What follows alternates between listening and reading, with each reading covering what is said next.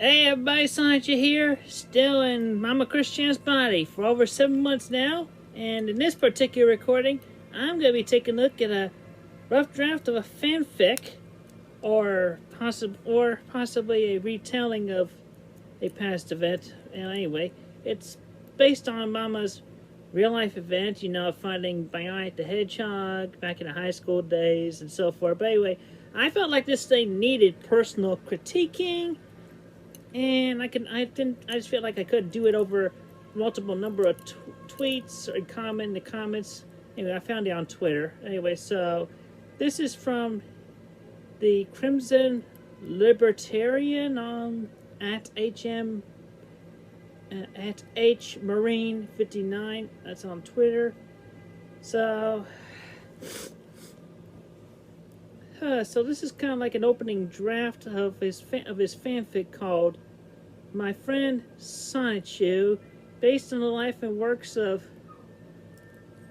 She doesn't go by Christian anymore. She goes by Christine. All right, Christine Weston Chandler Sonichu is her full name. You might want to fix that. Christine Weston Chandler Sonichu. All right. So anyway, so this guy opens up with obviously it's past tense right now because it opens up with black screen with white text. Manchester High School, November 13th, 1996. Thursday. Did you look at a calendar for this? I hope you looked at a calendar for this. You better double check. November 13th, 96. Anyway, I'm just going to rotate this horizontal and zoom in so I can read this a little better. Top of this page, it reads Dodge. Why am I dodging? I fade in. Internal of Manchester High School Gymnasium, afternoon. The Manchester High School basketball team practiced in the gymnasium for the up-and-coming Friday night game. Did you look at the schedule for that year? Around that weekend? They perform all sorts of drills and maneuvers to ensure their victory against the away team of the rival local schools. Oh, hey, between of and the, you got 2 spaces. Nice job overusing that space there. All this is set to the sounds of squeaking sneakers, the shouting of plays and cheers of encouragement from the student spectators. Transition shot over to the bleachers and stop on the guy in one of the sideline benches. The guy? I guess past tense. Excuse me. Sitting on the bench wearing a sweatshirt displaying the Manchester High School Lancers team emblem is the somewhat overweight, even at that age, water boy. Chris. Yeah. Known as Christian back then, but she was not overweight at all. She was actually of slender, slim body type. She was not overweight. She was not fat. Remove that word. Is the slender, even at that age, water boy Chris. Alright? So there's your first edit right there. Second, counting the double space between the of and the, which I pointed out just a moment ago. He sits there looking absolutely checked out and looking off to the side at what was just a blank wall, daydreaming of his video game characters, his favorite video game characters. I would say for the institution of this, she was actually reading a Fear Street novel from R.L. Stein. That's what she was doing at the time. Although, yeah, you're basing it off of the event that happened in the book.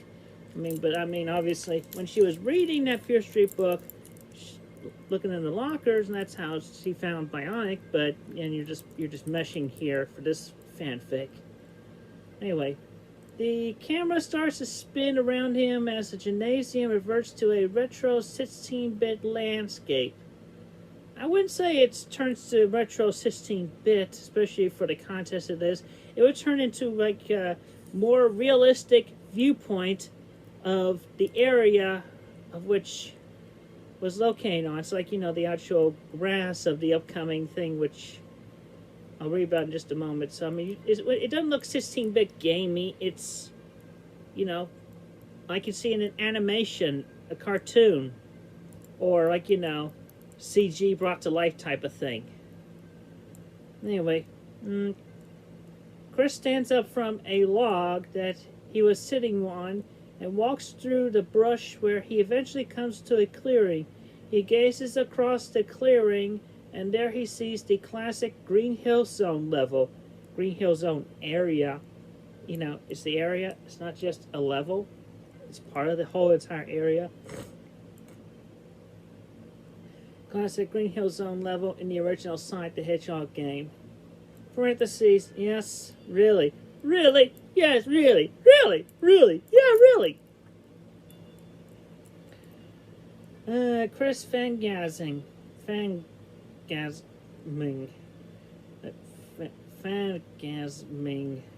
That's a word. Fangasming. Oh my god, oh my god, oh my god, oh my god, it's as beautiful as it was on the TV! Look at this. Chris stands there, mouth agape, but is suddenly distracted by something moving from left to right. Close-up shot of the Sega mascot moving around at the speed of sound. I wonder who this could be. Yeah. Sonic books it across the landscape, leaving a trail of 16-bit dust in his stride. Not 16-bit dust, actual dust, like, you know, just literal dust, like you would see in real life, because he's actually kicking up dust and dirt. Hello? Okay, here is a definite grammar error. He, us, through hoops. Us? It should be goes. He goes through hoops, gathers rings, and defeats some badniks along the way, releasing their animal controllers. Alright? Ecstatic, Chris goes, "Go, Sonic, go!" Sonic continues throughout the level and appears to get closer and closer to where Chris was watching from. Chris waving both his arms in the air like he just didn't care. Gets more and more excited to find me his childhood hero. Everything comes to a head when suddenly, slow motion. "Oh, Sonic!" Chris says, and then Sonic replies, "Chris, watch out!" Chris says, "What?" Quick pan over to shot to Joseph Herring. "Chris, watch out!" Chris goes over the court, gets hit in the face with a basketball, which knocks him face first into the ground. Aye. The team goes over to see if he's okay, and Chris begins to spastically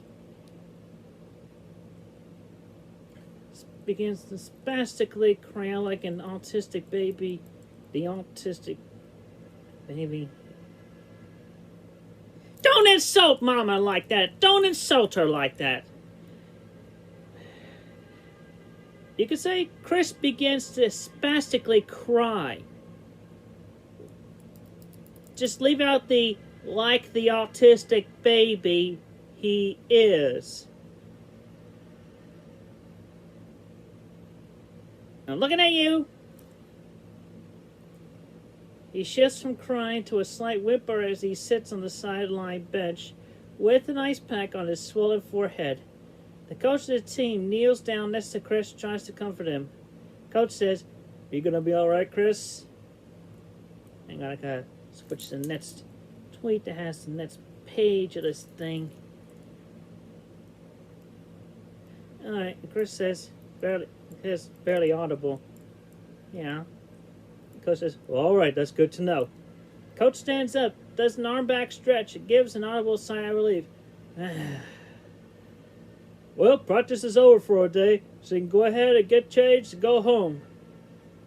And Chris nods, stands to go to the boys' locker room. Just to clarify, Mama didn't technically change clothes. She pretty much wore what she wore throughout the day as normal. I mean, it's not like she had a basketball outfit to change into. Neither did she change into her gym shirt and shorts, her gym clothes, okay? That, not during the basketball practice, because, you know, just doing her job as manager, okay? Her job as manager. Anyway, so in this instance, Chris nods and stands up to go to the boys' locker room, where a couple members of the team left without saying a word to Chris. Alright, then, internal Manchester High School boys' locker room day. Locker door transition. Chris stands there looking at his forehead bump in the locker door mirror as the air conditioner rattled off in the background. Rattled? You use D's instead of T's. It should be rattled, not rattled. Rattle. T. R-A-T-T-L-E-D. He pokes at it and gives an occasional sound of pain from the tense swelling. He pokes at his forehead to that. You could just say giving a sigh. Not giving an autistic sigh. Giving a sigh. You don't need the autistic adjective. Giving a sigh. Giving a sigh, he shuts the locker door. Suddenly, out of the blue, standing behind the locker door, a 3'3" bright orange anthropomorphic hedgehog.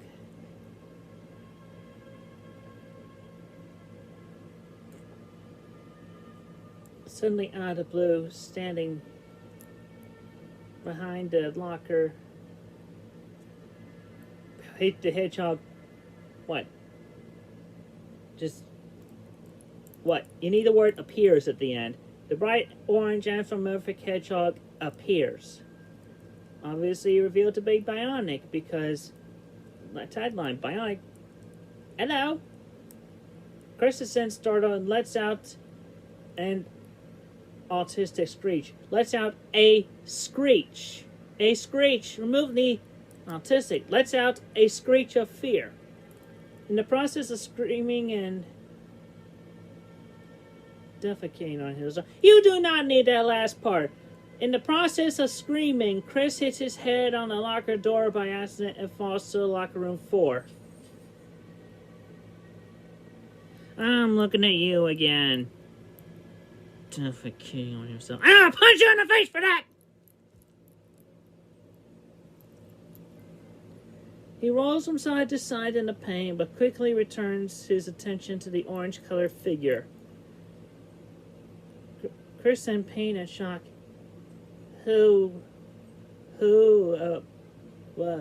What are you? Okay, this is where I'm definitely gonna give you some more commentary on. Alright, so in this instance, Bionic would introduce himself. I mean, I'm gonna just pretty much play Amnesia for the purposes of play that Bionic has amnesia for the purposes of this fanfic, but in this case, it would have been like Bionic came in from the other dimension where he was in after he had become long lost from Sonic, all right, and had gone into the basketball dimension where and all that. Just as Mama said when she wrote that story about Bionic, I mean. Even upon retrospect, I can see upon the realization of that could use some improvement. But, what are you gonna do? At least Bionic does have an interest in mechanical engineering and basketball. Does very well at basketball. So in this case, it'd be like, you know, just for the purposes of this fanfic, it's like, let's just say, Bionic suddenly had amnesia from suddenly coming from the dimension he was in, the alternate dimension he was in earlier with the alien-type creatures and basketball and mechanical opportunities and all that. So, let's go from there. So, me, well, I'm a hedgehog, and on the matters of who I am, that I have no idea. I just popped into existence. And now I'm talking to you in this smelly, sweaty room that's covered in tall metal doors for some reason. What is this place, by the way? And, alright, so on this note that, I mean, sure, you could say that, that Chris ended up having to just spell it out for Bionic at this point, but in reality, it's just, you know, it would have been an instant mind link, just on the instinct. Mama would have literally just within milliseconds read Bionic's mind and got a general idea of everything. And pulled the remaining answers literally from the cosmos and everything of all that instance. So in this instance, you're just like, what? Not really just doing that. You're saying she's pointing out thin air, but nope, she's accessing the cosmos and Bionic's subconscious memories. All right, that's what we're doing. That's what's going on here. All right, so, all right, this is a lock. Wait a minute. What do you mean popped into existence? What does that even mean? I mean, sure, you can also play out that Mom was not yet learning about her abilities at that time, so yeah, there's all that. Anyway, oh, what's my place? All right, here we go. Well, I feel it's self-explanatory. I wasn't here one moment, and the next I was. Anything other than my current memories? Yep, I'm afraid I can't say anything for sure. And Chris looked at the small figure with a sense of awe and began to have an inner monologue. Actually, yeah, there you go. That definitely goes with what I said just a short moment ago. Having the inner monologue and all that. Just reading the situation. Not knowing that everything he's saying was being spoken out loud and right in front of this creature's overly cartoonish, rodent-like face.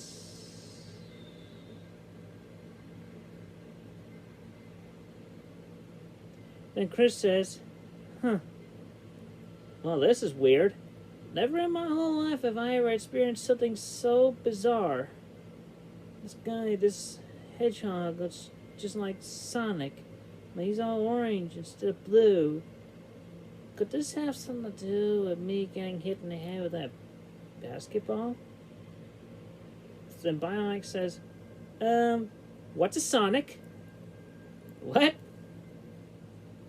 You just said that I look like Sonic. Who or what is that? And like I said, from this point on, at this point, pulled it from the cosmos and from Bionic's memory. Yeah, so she knew that the two of them were brothers. Oh right. Well, he's your brother. Sonic the Hedgehog is your brother.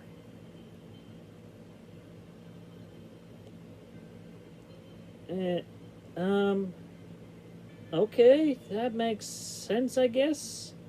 I guess I'll just take your word for it until I can confirm this or whatever. So, who am I? Wait, what? I was just wondering, since you know who my brother was, that you know who I am. Again, pulling from his subconscious memories and the cosmos with her abilities. Oh, right, your name. Somehow, strangely, that I know this. Your name that I somehow happen to know. The name you're born with, your birth name, your name by birth. I mean, what's up with all this belaboring? Dude, what's up with all this belaboring? You thinking I'm making this? You thinking she was making this up? No, she was not making this up. He's like, what? Bionic. Bionic? Bionic the Hedgehog? Yes. What, am I like a cyborg robot thing? No. Then why Bionic?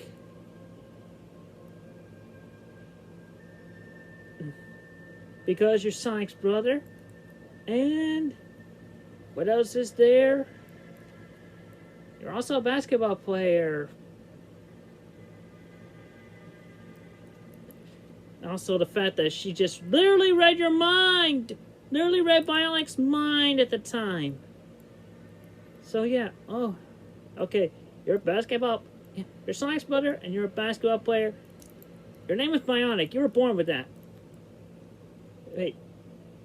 Oh, what?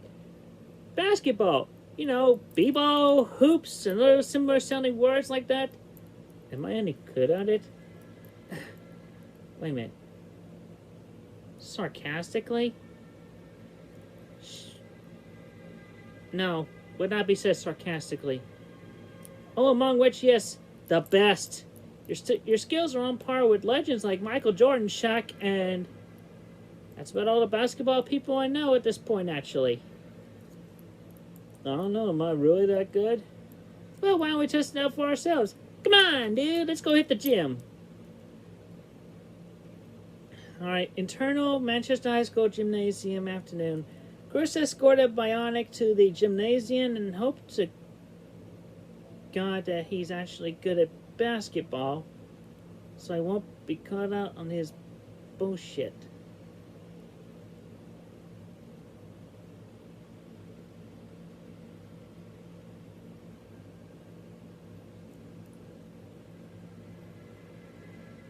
I feel like that ought to be Chris escorted Bionic to the gymnasium and hope to God that he's actually good at basketball and is right on finding that out.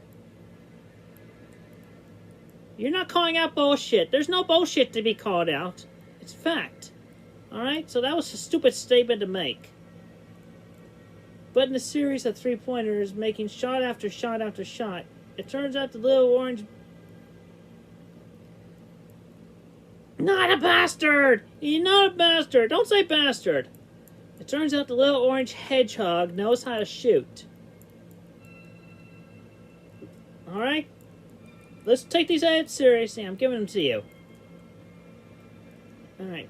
Almost like when Chris introduced a suggestion to Bionic, it became reality because it was reality beforehand. Duh. Chris, with a look of ecstatic on his face, cheered on as Bionic went above and beyond what Chris ever expected. And then cut to a set of gymnasium doors revealing Joseph Herring. And one more page. I gotta go down here. Alright, now on this note, it's like you could call this a viewing from 1218 into C197. You could say it like that for this instance, alright? And it's like, you know, Mama Chris at this time was one of the very few who could initially see that. Obviously with Joseph Herring here, so yeah. It's not like he doesn't say, hey Chandler, he says, hey Chris. Hey Chris, what are you doing? Practice is over. Why are you still here? And Chris turns to face Joseph. Hey Joe, you need to see this. This is a meh. Chris looks back to find that Bionic has disappeared with only a basketball laying on the laminated floor. Yeah, but in this instance, Bionic clearly interacted. He had just interacted with the basketball. So, yeah, at this point, he was like partially visible to everybody, to Mama Chris, and to everybody around her. So, in that one instance, Joe would have literally seen him, alright, for a split second, but at that point, yeah, since Bionic was still learning about himself at the time, yeah, he would have the instinct of running away from Joseph in the situation. So, yeah, that's the reason. Alright, so anyway, my basketball laying on the floor. Alright. And a confused whisper up, Bionic? Okay, well, come on. Your mom's waiting for you outside in the car. See you tomorrow, Chris. Say, yeah, see you tomorrow. And Chris walks out of the gymnasium, shutting off the lights on his way out through the set of doors. Didn't need to shut off the lights because doesn't know where the light switch is. Didn't know where the light switch was. Plus, the custodian takes care of that. The door shuts as the afternoon sun casts a shadow on the lone basketball from the gymnasium's window. Awkward silence fade out. Alright, so anyway, so that's my 2 bolts. You could do better on this, Crimson Libertarian. You could do better on this. Take everything I said and apply it to your writing, alright? Anyway, thank you for sharing this, and have a good day. Be safe. Thank you.